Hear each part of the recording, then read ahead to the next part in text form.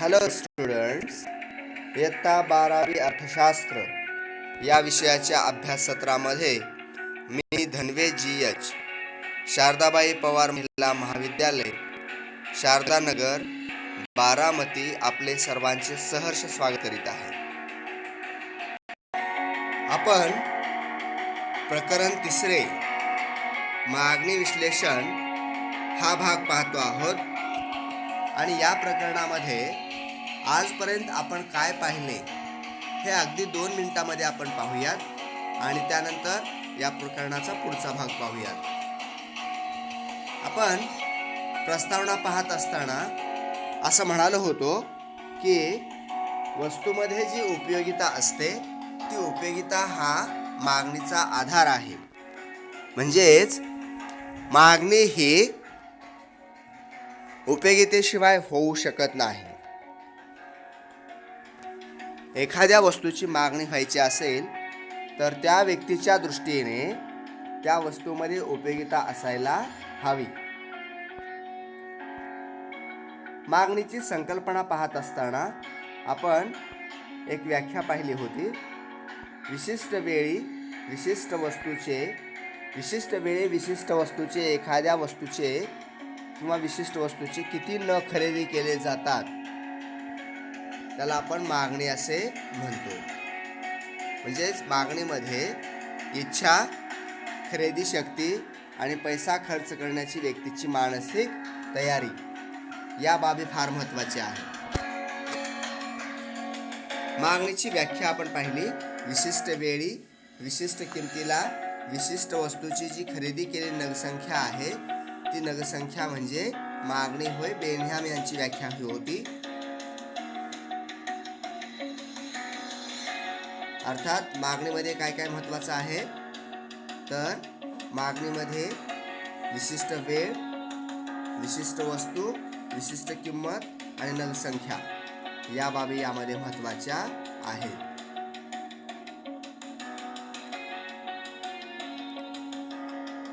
मागणीची वैशिष्ट्ये आपण पाहिलेली आहेत. या व्याख्येच्या आधारे मागणीचे एक वैशिष्ट्य सांगता येतं. मागणी ही सापेक्ष संकल्पना आहे, अर्थात बदलणारी संकल्पना आहे. मागणी पत्रकाचे 2 भाग, एक वैयक्तिक मागणी पत्रक आणि दुसरं बाजाराचं मागणी पत्रक हे आपण पाहिलेलं आहे. वैयक्तिक मागणी पत्रक म्हणजे काय तर एका विशिष्ट व्यक्तीच्या बाबत असणारं मागणी पत्रक हे वैयक्तिक मागणी पत्रक आहे. हे आपण पाहिलं होतं गणेश या व्यक्तीच्या संदर्भाने. बाजार मागणी पत्रक काय आहे तर बाजारातील सर्व उपभोक्त्यांच्या संदर्भाने असणारे मागणी पत्रक म्हणजे बाजाराचे मागणी पत्रक आहे. त्याची तक्ता आणि आकृती आपण पाहिली होती. हे बाजार मागणी पत्रक आणि त्याची आकृती आपण पाहिलेली होती. त्यानंतर मागणी वक्र जो ऋणात्मक उताराचा येतो. मागणी वक्र कसा येतो? ऋणात्मक उताराचा येतो, अर्थात डावीकडून उजवीकडे खाली सरकत जाणारा येतो.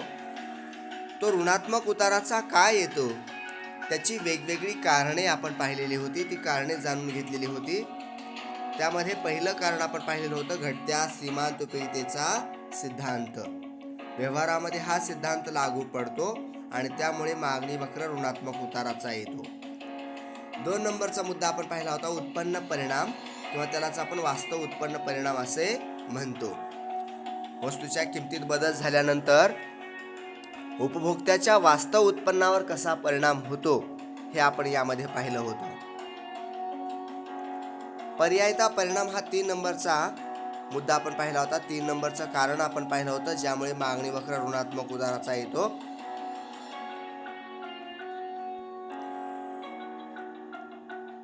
विविध उपयोगी वस्तू हे कारण आपण पाहिलेलं होतं. व्यवहारामध्ये अनेक वस्तू या विविध उपयोगी असतात आणि या विविध उपयोगी वस्तूच्या बाबत एका वस्तूच्या किमतीचा जो परिणाम आहे किंवा त्या विविध उपयोगी वस्तूच्या किमतीचा जो परिणाम आहे तो मागणीवर कसा होतो आणि त्यामुळे मागणी वक्र कसा ऋणात्मक उताराचा येतो ते आपण अभ्यासलं होतं. नवीन उपभोक्ते किंवा नवीन ग्राहक एखाद्या वस्तूच्या किमतीत बदल झाला असता जे नवीन ग्राहक उपलब्ध होतात त्या नवीन ग्राहकामुळे किंवा नवीन उपभोक्त्यांमुळे मागणी नियम कसा अनुभवास येतो किंवा मागणी वक्र कसा ऋणात्मक उताराचा येतो हे आपण अभ्यासलं होतं. मागणीचे प्रकार आपण पाहिलेले होते. प्रत्यक्ष मागणी म्हणजे काय तर उपभोक्त्याकडून करण्यात येणारी मागणी ही प्रत्यक्ष मागणी आहे वगैरे आपण पाहिलेलं होतं. पुढे आपण अप्रत्यक्ष मागणी किंवा त्यालाच आपण काय म्हणतो परोक्ष मागणी असे म्हणतो. या अप्रत्यक्ष मागणीचंच पुढचं नाव काय आहे परोक्ष मागणी. वस्तूच्या उत्पादनासाठी करण्यात येणारी मागणी ही परोक्ष मागणी आहे. उत्पादन घटकांची मागणी ही परोक्ष मागणी असते असं आपण पाहिलं होतं. पूरक मागणी किंवा त्यालाच आपण संयुक्त मागणी असे सुद्धा म्हणतो. पूरक मागणी म्हणजेच काय आहे संयुक्त मागणी. तर एक गरज पूर्ण करण्यासाठी एक गरज पूर्ण करण्यासाठी अनेक वस्तूंची मागणी करावी लागते. म्हणजे गरज एक वस्तू अनेक, त्या मागणीला आपण काय म्हटलेलं आहे संयुक्त मागणी. संमिश्र मागणी हा एक प्रकार आपण पाहिला. ज्यावेळेला अनेक गरजा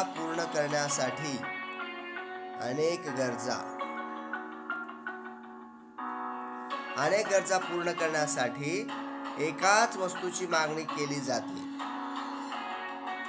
एवढ्या गरजा आहेत तिथं आणि या एवढ्या गरजा या एका वस्तूच्या माध्यमातून पूर्ण केल्या जातात. ती संमिश्र मागणी आहे. आणि स्पर्धात्मक मागणी हा एक प्रकार आपण पाहिलेला होता. तर दोन ज्या पर्यायी वस्तू असतात या पर्यायी वस्तूच्या बाबत जी मागणी असते त्याला आपण स्पर्धात्मक मागणी म्हणतो. एका वस्तूच्या किमतीतील बदलाचा परिणाम दुसऱ्या वस्तूच्या मागणीवरती होत असतो ती स्पर्धात्मक मागणी आहे. त्यानंतर पुढचा जो प्रकार आपण हे प्रकार झाल्यानंतर मागणीचे निर्धारक घटक आपण पाहिलेले होते. म्हणजे मागणीमध्ये वाढ कशी होते किंवा कुठल्या कारणाने वाढ होते आणि घट कशी किंवा कुठल्या घटकाने मागणीमध्ये घट होते याला आपण मागणीचे निर्धारक घटक असे म्हणालो होतो. आणि यामध्ये पहिला जो मुद्दा आपण पाहिलेला होता तो होता वस्तूची किंमत. अर्थात एखाद्या वस्तूच्या किमतीत बदल झाला असता त्या वस्तूच्या मागणीवर कसा परिणाम होतो हे आपण यामध्ये पाहिलं होतं. पहिला घटक काय आहे किंमत. अर्थात किंमत वाढल्यानंतर मागणी काय होते कमी होते आणि किंमत कमी झाल्यानंतर मागणी वाढते. याच्यातला संबंध हा कसा आहे मग विरुद्ध. दुसरं कारण आपण पाहिलं होतं उत्पन्न. अर्थात उपभोक्त्याच्या उत्पन्नात वाढ झाली किंवा उपभोक्त्याच्या उत्पन्नात घट झाली तर त्याचा परिणाम कशावरती होत असतो उपभोक्त्याच्या मागणीवरती होत असतो. 3 आपण पाहिलं होतं पर्यायी वस्तूंच्या किमती. व्यवहारामध्ये अनेक वस्तू एकमेकांना पर्याय असतात आणि या पर्यायी वस्तूच्या बाबत एका वस्तूच्या किमतीतील बदलाचा परिणाम हा दुसऱ्या वस्तूच्या मागणीवरती होत असतो. चहा आणि कॉफीचं उदाहरण घेऊन आपण ही संकल्पना समजून घेतलेली होती बघा. आठवतं का पहा. पूरक वस्तूच्या बाबत पूरक वस्तू म्हणजे एका वस्तूशिवाय दुसऱ्या वस्तूचा वापर करणं अशक्य असतं. म्हणजे एका वेळेला 2 वस्तू घ्याव्या लागतात 3 वस्तू घ्याव्या लागतात त्याशिवाय ती वस्तू वापरता येत नाही. याला आपण पूरक वस्तू असे म्हणतो. तर या पूरक वस्तूच्या बाबत मागणीमध्ये काय होत असतं पूरक वस्तूमुळे मागणी बदलते. कशी बदलते आपण गाडी आणि पेट्रोलचं उदाहरण घेऊन समजून घेतलेली होती संकल्पना ही. वस्तूचे स्वरूप अर्थात वस्तू कोणत्या स्वरूपाची आहे वस्तू कोणती गरज पूर्ण करणारी आहे. आपल्या जी काही जीवनावश्यक वस्तू असतात तर काही वस्तू चैनीच्या असतात. या जीवनावश्यक आणि चैनीच्या वस्तूच्या अनुषंगाने याला वस्तूचे स्वरूप वापरलेलं आहे. तर या वस्तू जीवनावश्यक असेल तर त्याची मागणी ही किंमत बदलली तरी फारशी बदलत नाही. आणि जर वस्तू चैनीची असेल तर मात्र किंमत बदलली की मागणी बदलते.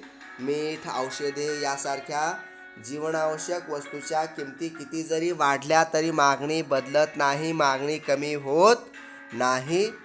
म्हणून याला आपण वस्तूचे स्वरूप असं म्हटलेलं आहे. चैनीच्या वस्तूबाबत मात्र काय होतं, किंमत बदलली की मागणी बदलते. किमतीचा परिणाम मागणीवरती होत असतो. लोकसंख्येचे आकारमान, अर्थात लोकसंख्या जास्ती आहे, देशाची लोकसंख्या जास्ती आहे की लोकसंख्या कमी आहे याचा परिणाम मागणीवरती होत असतो. जगामध्ये असे काही देश आहेत, जर्मनीसारखे, ऑस्ट्रेलियासारखे असे काही देश आहेत की ज्यांची लोकसंख्या ही अतिशय कमी आहे.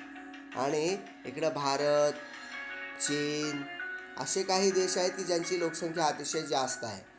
मग अशा देशांची मागणी काय असणार आहे, निश्चितपणे वेगवेगळी असणार आहे. भारताच्या अनुषंगाने विचार करायचा झाला तर भारताची लोकसंख्या जास्त असल्यामुळे मागणी जास्त असणार आहे. जर्मनीची मागणीही कमी असणार आहे. भविष्यात वस्तूची किंमत वाढणार आहे किंवा कमी होणार आहे असा जर अंदाज बांधला गेला तर त्याचा परिणाम मागणीवरती होत असतो. म्हणजे किंमत वाढणार आहे, किंमत अधिक होणार आहे असा अंदाज बांधला गेला तर मागणी काय होते, आज मागणी कमी होते. आणि भविष्यात किंमत कमी होणार आहे असं वाटलं तर आज मागणी वाढते, आज मागणी कमी होते. भविष्यात वस्तूची किंमत वाढणार आहे वाटलं तर आज मागणी काय होते, वाढते. आणि भविष्यात एखाद्या वस्तूची किंमत कमी होणार आहे वाटलं तर आज मागणी कमी होते, कारण भविष्यात आणखी किंमत कमी होणार आहे. जाहिरातीचा परिणाम मागणीवरती होत असतो, कसा पहा. एखाद्या वस्तूची वर्तमानपत्र किंवा टीव्ही यावरती जाहिरात झाली तर त्याचा परिणाम मागणीवरती होत असतो, मागणी वाढत असते. लोकांच्या आवडीनिवडी, अभिरुची, फॅशन, सवयी या बाबींचा परिणाम मागणीवरती होत असतो. लोकांची आवड-निवड बदलली, पसंती बदलली, फॅशन बदलली, लोकांच्या सवयी बदलल्या तर त्यामुळे मागणी काय होत असते, बदलत असते. आवड निवड बदलली, मागणी बदलली, सवय बदलली, मागणी बदलली. एखाद्या वस्तूची सवय जडली, सवय लागली लोकांना त्या वस्तूची तर त्या वस्तूची मागणी वाढत असते. शासनाच्या कर रचनेचा परिणाम मागणीवरती होत असतो. अर्थात जास्ती जर कर लावले वस्तू आणि सेवांवर किंवा प्रत्यक्ष कर जर जास्ती लावले तर त्याचा परिणाम म्हणून मागणी काय होत असते, कमी होत असते. उलट करात जर सूट दिली, सवलत दिली करामध्ये तर मागणी मात्र काय होते, कमी होत असते. आणि इतर घटकामध्ये काही बाबी आहेत त्या आपण पाहिलेल्या होत्या. देशातील नैसर्गिक परिस्थिती काय आहे, तंत्रज्ञानातील स्थिती काय आहे, तंत्रज्ञानातील बदल, सरकारची धोरणे, रूढी परंपरा, सामाजिक बदल, धार्मिक बदल, सांस्कृतिक बदल, अनेक बाबी आहेत यामध्ये. इथे एवढ्याच बाबी सांगितल्यात म्हणून तेवढ्याच असतील असं नव्हे. तर देशातील नैसर्गिक परिस्थिती, सामाजिक परिस्थिती, आता जी काही कोरोनाची परिस्थिती आहे ही आरोग्यविषयक परिस्थिती आहे. तंत्रज्ञानामध्ये काय बदल होतात, सरकारच्या धोरणामध्ये काय बदल होतात, रूढीमध्ये काय बदल होतात, परंपरा काय बदल होतात, धार्मिक काय बदल होतात, सण, उत्सव, महोत्सव या सर्व बाबींचा परिणाम काय होत असतो, देशातील एकूण मागणीवरती होत असतो. आपण पुढचा जो भाग पाहिला होता तो मागणीचा नियम, अर्थात लॉ ऑफ डिमांड ज्याला आपण म्हणतो ते. या मागणीच्या नियमामध्ये डॉक्टर अल्फ्रेड मार्शल यांनी, आता इथून थोडंसं सविस्तर घेतो मी. डॉक्टर अल्फ्रेड मार्शल यांनी 1890 मध्ये एक ग्रंथ लिहिला, अर्थशास्त्राची मूलतत्वे, अर्थात प्रिन्सिपल्स ऑफ इकॉनॉमिक्स. या अर्थशास्त्राची मूलतत्वे या ग्रंथामध्ये त्यांनी मागणीच्या नियमाची संकल्पना मांडलेली आहे किंवा मागणीचा नियम त्यांनी स्पष्ट केलेला आहे. आणि या मागणीच्या नियमामध्ये आपण असं म्हणालो होतो की मागणीचा नियम जो आहे तो अर्थशास्त्राचा आत्मा आहे, विशेषतः सूक्ष्म अर्थशास्त्राचा तो आत्मा आहे असं आपण म्हणालो होतो. आणि यामध्ये वस्तूची किंमत आणि त्या वस्तूची असणारी मागणी यांच्यामध्ये असणारा जे काही परस्पर संबंध आहे, रिलेशनशिप आहे, तो परस्पर संबंध त्यांनी स्पष्ट केलेला आहे. मागणीचं विधान आपण पाहिलेलं होतं किंवा मागणी नियमाची व्याख्या आपण ज्याला म्हणू शकतो की नाही, ती व्याख्या समजा व्याख्या विचारली तर तुम्ही असं म्हणू नका आम्हाला व्याख्या सांगितलीच नाही, आम्हाला फक्त विधान सांगितलं होतं. तर विधान आणि व्याख्या एकच आहे. तर इतर परिस्थिती स्थिर असताना म्हणजेच काय, इतर परिस्थितीमध्ये बदल होत नसताना. आता ही इतर परिस्थिती काय आहे, तर इतर परिस्थिती धनवेसर सारखंच म्हणतात इतर परिस्थिती. ही इतर परिस्थिती काय आहे, तर देशातील लोकसंख्या आहे, सामाजिक परिस्थिती आहे, रूढी परंपरा, चालीरीती, सण उत्सव महोत्सव, आरोग्यविषयक स्थिती, देशातील कर रचना, लोकांच्या आवडीनिवडी, फॅशन, या सर्व बाबींना आपण एकत्रितरित्या काय म्हणतो, हे सगळे घटक म्हणजे इतर परिस्थिती आहे. या इतर परिस्थितीमध्ये बदल होत नसताना, इतर परिस्थिती स्थिर असताना हा मागणीचा नियम सत्य ठरतो. म्हणजे मागणीचा नियम खरा ठरण्यासाठी हे एक गृहीतक घेतलेलं आहे की इतर परिस्थिती काय आहे, स्थिर आहे. इतर परिस्थितीमध्ये कोणतेही किंवा या घटकांमध्ये कोणतेही बदल होत नाहीत, कोणतेही परिवर्तने होत नाहीत. त्याला आपण इतर परिस्थिती असं म्हटलेलं आहे. या इतर परिस्थितीमध्ये बदल होत नसताना, स्थिर असताना, किंमत वाढली असता. आता इथं आपण थोड्या वेळासाठी पी फॉर प्राईस आपण म्हणूया. किंमत वाढली असताना मागणीमध्ये काय होते, घट होते. हा डी काढलेला आहे मी. काय झालेला आहे, पी फॉर प्राईस, प्राईस काय झाली, वाढली. किंमत वाढली असताना, किंमत वाढली असता मागणी काय होते, मागणी घट होते किंवा मागणी कमी होते. याच्या उलट जेव्हा वस्तूच्या किमतीमध्ये घट होते, किंमत काय होते, घटते, किंमत कमी होते. हा खाली ॲरो म्हणजे किंमत घट दाखवलेली आहे आपण. त्यावेळेला मागणीमध्ये काय होते, वाढ होते किंवा मागणी अधिक नगरसंख्येची केली जाते. अर्थात इतर परिस्थिती स्थिर असताना वस्तूची किंमत वाढली असता मागणीत घट होते आणि जेव्हा वस्तूच्या किमतीत घट होते तेव्हा वस्तूच्या मागणीत वाढ होते. हा मागणीचा नियमाचा भाग आहे. हा मागणीचा नियम आहे. याला मागणीचे विधान किंवा मागणी नियमाचे विधान, मागणी नियमाची डॉक्टर अल्फ्रेड मार्शल यांनी केलेली व्याख्या असं म्हणतात. म्हणजेच काय, वस्तूची किंमत आणि मागणी यांच्यामध्ये काय संबंध आहे, व्यस्त संबंध आहे. त्यालाच आपण परस्पर विरुद्ध किंवा विरोधी संबंध असे म्हणतो. इतर परिस्थिती कायम असताना ज्यावेळेला एखाद्या वस्तूच्या किमतीत वाढ होते, वस्तूच्या किमतीमध्ये काय होते, वाढ होते, त्यावेळेला त्या वस्तूच्या मागणीचा काय होतो, संकोच. आता इथं संकोच म्हणजेच काय, कमी होते. मागणी घट होते, संकोच होते, कमी होते. आणि याच्या उलट किमतीत घट झाल्यास मागणी काय होते, विस्तार होते, विस्तार पावते, वाढते, अधिक नगरसंख्येची केली जाते, मागणीमध्ये वृद्धी होते वगैरे वगैरे. ठीक आहे. म्हणजेच किमतीतील बदलाला मागणी काय करते, विरुद्ध दिशेने प्रतिसाद देते. अधिक नगरसंख्येची कमी किमतीला अधिक नगरसंख्येची मागणी केली जाते, तर अधिक किमतीला कमी नगरसंख्येची मागणी केली जाते.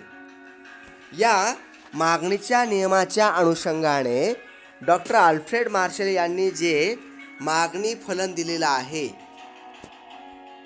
डिमांड फंक्शन आपण ज्याला म्हणतो, तर ते डिमांड फंक्शन काय आहे, मागणी फलन काय आहे, मागणी फलन काय आहे ते आपण समजून घेऊया. ठीक आहे. या ठिकाणी D is a function of P. D अर्थात डिमांड आहे, is a function of P असं म्हटलेलं आहे. आणि डी फॉर काय आहे, डिमांड. आणि एफ फॉर काय आहे? फंक्शन, CTION फंक्शन आहे. आणि पी फॉर काय आहे? पी फॉर आहे price. D is a function of P, अर्थात demand is a function of price. काय म्हणालो मी? Demand is a function of price. मागणी हे किमतीचे फलन आहे किंवा मागणी हे किमतीचे फलित आहे. म्हणजे याचा अर्थ काय होतो? मागणी आहे, ही मागणी ही कशावर अवलंबून आहे? किमतीवर अवलंबून आहे. D is depend on P, म्हणजे इथं डी हा जो फॅक्टर आहे तो डिपेंड आहे. कशावरती डिपेंड आहे तो? प्राईसवरती. अर्थात मॅथमॅटिक्सच्या विद्यार्थिनी जे असतील त्यांना हे फंक्शन जे आहे ते अधिक कळणार आहे. D is depend on P, अर्थात demand is depend on price. आणि प्राईसमध्ये जे काही चेंजेस होतील, म्हणजे इथं पी हा जो फॅक्टर आहे तो व्हेरिएबल आहे आणि तो कोणाबरोबर डी सुद्धा व्हेरिएबल आहे, पण डी जो व्हेरिएबल आहे तो प्राईसमुळे व्हेरिएबल आहे असं म्हटलेलं आहे.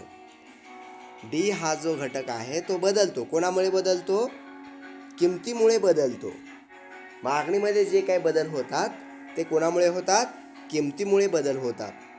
याला आपण डिमांड फंक्शन असं म्हटलेलं आहे.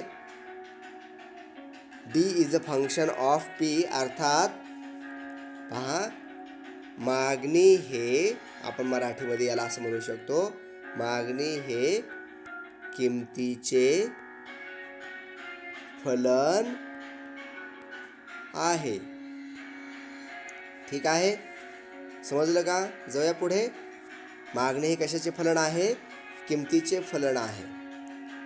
आता मागणीचा हा जो नियम आहे, इतर परिस्थिती स्थिर असताना किंमत कमी झाली असता मागणी वाढते किंवा मागणीत वाढ होते आणि किंमत वाढली असता मागणी कमी होते. हा जो मागणीचा नियम आहे, या मागणी नियमाची गृहीतके आपल्याला पाहायची आहेत. गृहीतके म्हणजेच काय आहेत? तशी परिस्थिती नसताना तशी परिस्थिती आहे असे समजून मागणी नियमाचं विश्लेषण करणे, याला आपण मागणी नियमाची गृहीतके म्हणतो. पहिलं गृहीतक आहे स्थिर उत्पन्न पातळी. आता ही स्थिर उत्पन्न पातळी कोणाची? तर उपभोक्त्यांची किंवा उपभोक्त्याच्या उत्पन्न पातळीमध्ये बदल होत नाही असं डॉक्टर मार्शल यांनी काय केलेलं आहे? गृहीत घेतलेलं आहे. म्हणजे उत्पन्न पातळीत जर बदल झाला तर मागणीचा नियम अनुभवास येणार नाही. मागणीचा नियम चुकीचा ठरेल. कसा ते सांगतो तुम्हाला. समजा एखाद्या वस्तूची किंमत, इथं काय झालेलं आहे लक्षात घ्या, हे अगोदर समजून घ्या. मागणीचा नियम अनुभवास येण्यासाठी काय म्हणलेलं आहे?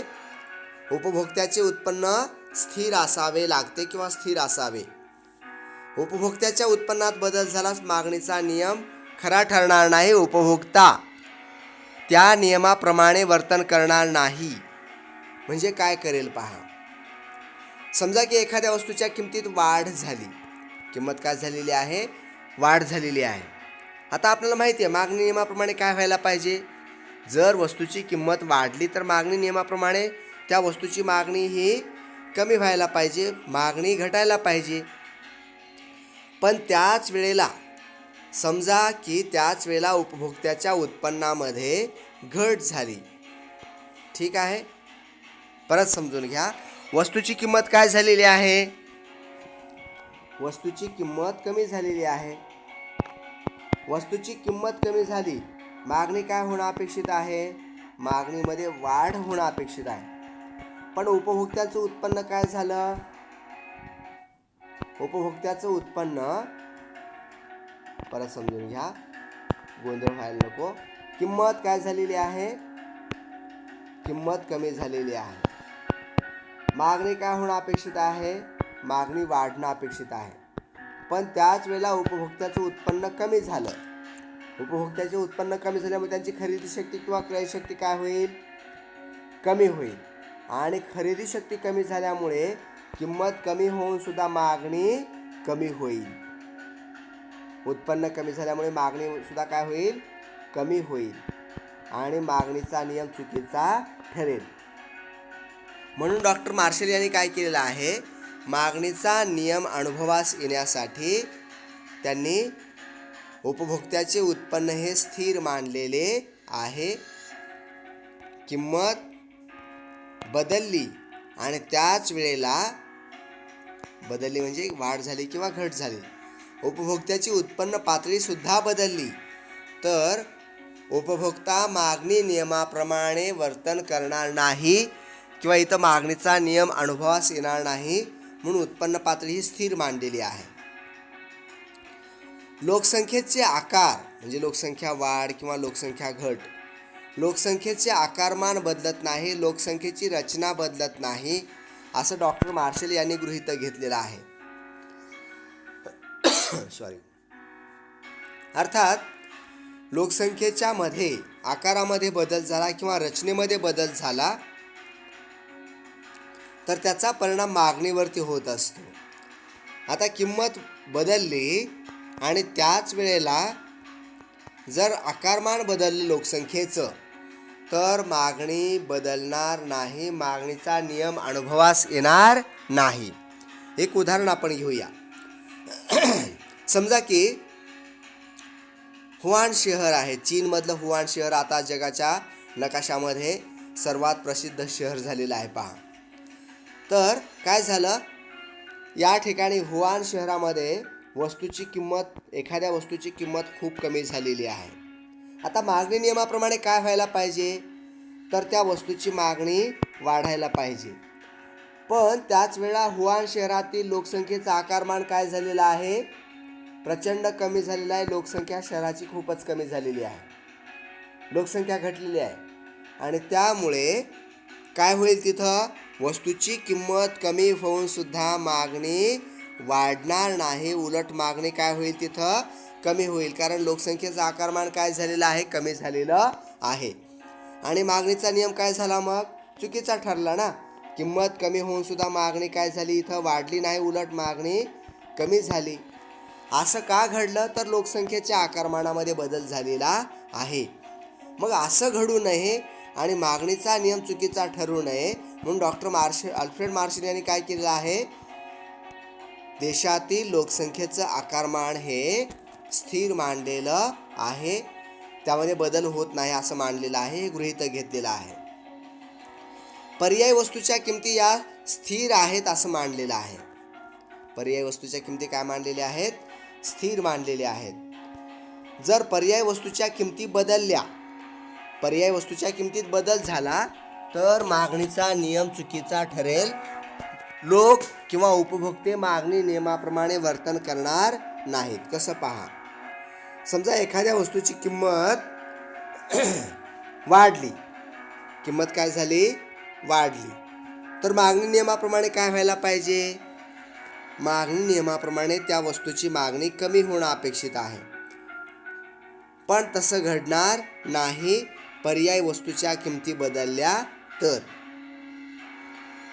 समजा एखाद्या वस्तूची किंमत कमी झाली तर मागणी नियमाप्रमाणे काय व्हायला पाहिजे, त्या वस्तूची मागणी वाढायला पाहिजे.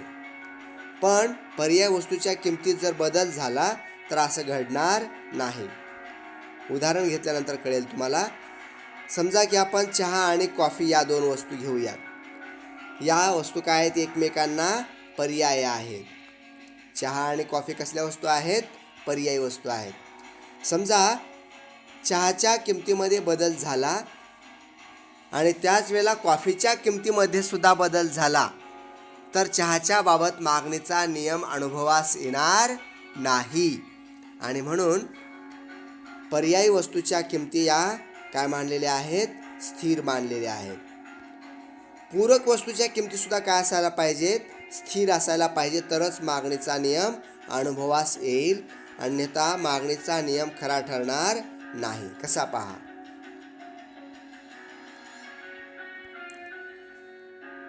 पूरक वस्तू म्हणजे कोणत्या वस्तू, तर ज्या वस्तू पूरक वस्तूच्या बाबत काय पाहिजे, पूरक वस्तूच्या किमती या स्थिर असायला पाहिजे. पूरक वस्तू म्हणजे गाडी आणि पेट्रोल या कसल्या वस्तू आहेत?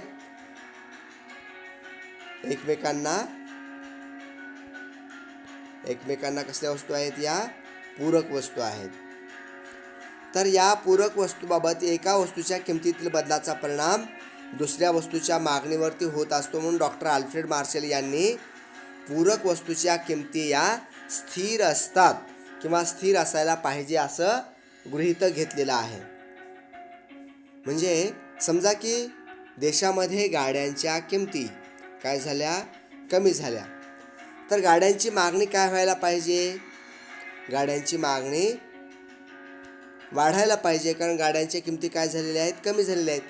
पण त्याच वेळेला पेट्रोलच्या किमतीमध्ये मोठी वाढ झाली. पेट्रोलची किंमत समजा की 500 रुपये लिटर झाली. गाडी घेईल का कोणी? समजून घ्या. या ठिकाणी गाड्यांच्या किमती काय झाल्या? खूप कमी झाल्या. आणि गाड्यांच्या किमती कमी होऊन झाल्या असताना गाड्यांची मागणी वाढणं अपेक्षित आहे. पण त्याच वेळेला पेट्रोल काय झालेलं आहे? 500 रुपये लिटर झालेलं आहे पेट्रोल. लोक गाड्यांची मागणी करतील का? नाही करणार. म्हणजे इथं काय झालेलं आहे? पूरक वस्तूची किंमत बदलल्यामुळे मागणीचा नियम अनुभवास आला नाही किंवा मागणीचा नियम खरा ठरला नाही. आणि म्हणून डॉक्टर मार्शल यांनी मागणीचा नियम अनुभवास येण्यासाठी पूरक वस्तूच्या किमती या स्थिर असतात, स्थिर असायला हव्यात, अन्यथा मागणीचा नियम हा चुकीचा ठरेल असं मानलेलं आहे. जाऊया पुढे. भविष्यकालीन किमतीविषयीचे अंदाज बांधले जात नाहीत किंवा असे अंदाज व्यक्त केले जात नाहीत असं गृहीत घेतलेलं आहे. डॉक्टर अल्फ्रेड मार्शल यांनी काय केलं आहे? हा नियम खरा ठरण्यासाठी उपभोक्ते भविष्यात वस्तूच्या किमतीमध्ये बदल, वाढ किंवा घट होत नाहीत किंवा तसे अंदाज बांधत नाहीत, तशी अपेक्षा बाळगत नाहीत असं गृहीतक डॉक्टर अल्फ्रेड मार्शल यांनी घेतलेलं आहे. आणि जर तसा अंदाज बांधला, तशी अपेक्षा व्यक्त केली तर मागणीचा नियम खरा ठरणार नाही. कसा ते पहा, समजून घेऊया आपण. समजा की सोन्याच्या किमतीमध्ये काय झाली? प्रचंड मोठी घट झाली.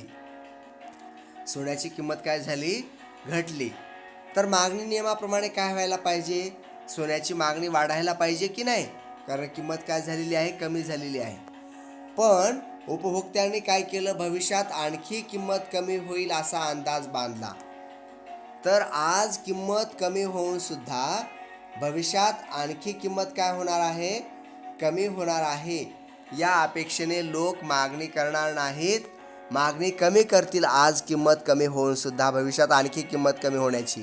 म्हणजे आपण प्रत्यक्ष किमतीत घेऊया की समजा की सोन्याची किंमत आहे झाली 28,000 रुपये तोळा. किंमत कमी झालेली आहे. 28,000 रुपये तोळा किंमत झाली. किंमत कमी झाली. लोकांनी काय करायला पाहिजे? सोन्याची मागणी वाढवायला पाहिजे की नाही? पण त्याच वेळेला लोकांनी काय केला? अंदाज बांधला की सोन्याची किंमत 28,000 रुपये तोळ्यावरून 20,000 रुपये तोळा होणार आहे पुढच्या महिन्यामध्ये. तर लोक आज मागणी काय करतील? कमी करतील. किंमत कमी आज झालेली असताना सुद्धा आज मागणी कमी करतील, कारण लोकांना काय अपेक्षा आहे? 20,000 तोळा होण्याची अपेक्षा आहे. आणि मागणीचा नियम चुकीचा ठरेल. म्हणून डॉक्टर अल्फ्रेड मार्शल यांनी काय केलं आहे? भविष्यकालीन किमतीविषयीचे अंदाज बांधल्या जात नाहीत किंवा तशी अपेक्षा व्यक्त केली जात नाही असं गृहीत घेतलेलं आहे. लोकांच्या, उपभोक्त्यांच्या आवडीनिवडी, सवयी, फॅशन, प्राधान्यक्रम, पसंती या बाबी स्थिर असतात असं मानलेलं आहे. या बाबी स्थिर असल्या तरच मागणीचा नियम अनुभवास येईल, अन्यथा मागणीचा नियम चुकीचा ठरेल. कसं पहा. डॉक्टर मार्शल यांनी मागणीचा नियम खरा ठरण्यासाठी उपभोक्त्याच्या आवडीनिवडी, प्राधान्यक्रम, पसंती, सवयी यामध्ये काय होत नाही? बदल होत नाही असं गृहीत घेतलेलं आहे. ठीक आहे.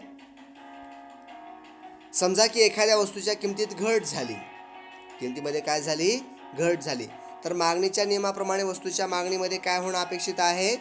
वाढ होणं अपेक्षित आहे. वाढ व्हायला पाहिजे. पण त्याच वेळेला वस्तूच्या फॅशनमध्ये बदल झाला.